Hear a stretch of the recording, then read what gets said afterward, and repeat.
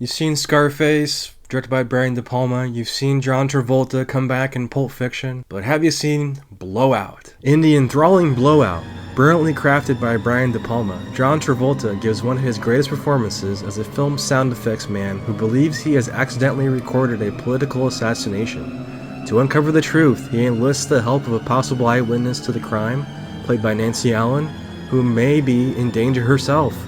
With its jolting, stylistic flourishes, intricate plot, profoundly felt characterizations, and gritty evocation of early 1980s Philadelphia, Blowout is an American paranoia thriller unlike any other, as well as a devilish reflection on movie making. We start out at this sleazy house of women and men having sex and topless women and what looks to like a giallo film right out of Dario Argento's book, with the hand with the knife through the window and the killing. And then we get into the bathroom and we see a Hitchcock-esque shower scene, and then all of a sudden we cut to a screening room and it's John Travolta watching with some of the producers, looking at the sound effects and critiquing a scream. They didn't get the scream right. These guys are doing the sound mix for a sleazy B picture. Wow, what an intro. I mean, I really was like, what am I watching? The idea of a sound man, not only is he a sound guy for movie pictures, it's like the sleaziest pictures. It's like the B movies, you know, the adult films of the time, the sleazy horror movies. He's not doing high class pictures here. But we find out that John Travolta's character has a story, a tragic story of, you know, he was working for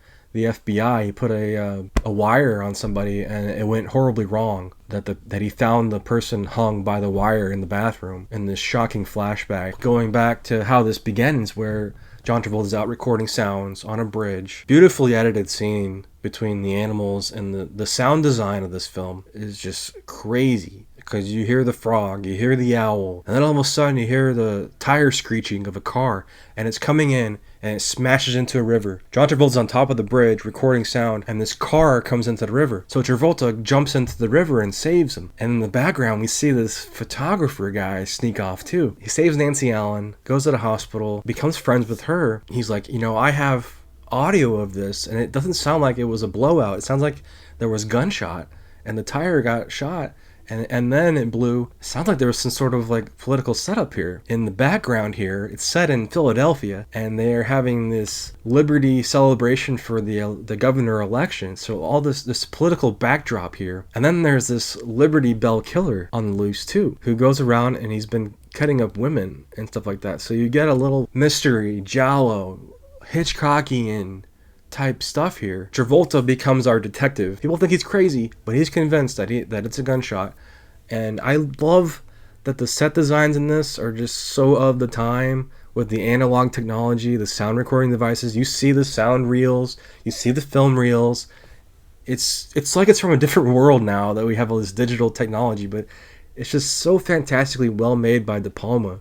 I think it's one of his best films. And then it's revealed, it's not really giving away too much, but John Lithgow is in on the assassination. John Lithgow is the bad guy trying to cover the tracks. So he goes in, changes the tire so that the gunshot looks like a blowout rather than a gun hole. He tries to track down Nancy Allen, but he keeps killing like the wrong women. And it leads to this crazy callback to John Travolta and the whole wire incident. It just leads to this fantastic finish and this glorious ending shot. Fantastically well made movie. Love this movie. I think this movie gets better each time I watch it. This is a new 4K UHD restoration with 2.0 surround DTS HD master audio track. I wish this had an Atmos track. I think it deserves it, but this is a great presentation.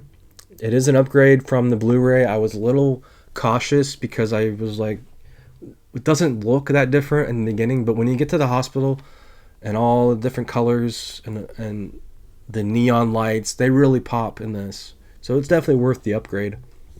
All the same special features from the Blu-ray edition are here. Fantastic packaging, as always, from Criterion. You get the nice booklet. And this was approved by De Palma, too, so it's legit, guys. Anyway, if you're looking for one to pick up this November, Blowout is a must-have. What did you guys think of Blowout? Let me know below in the comments. For more Return of the Disc, visit returnofthedisc.com. Check out the audio version of today's show, available on all major podcast platforms. And be sure to subscribe to the YouTube channel.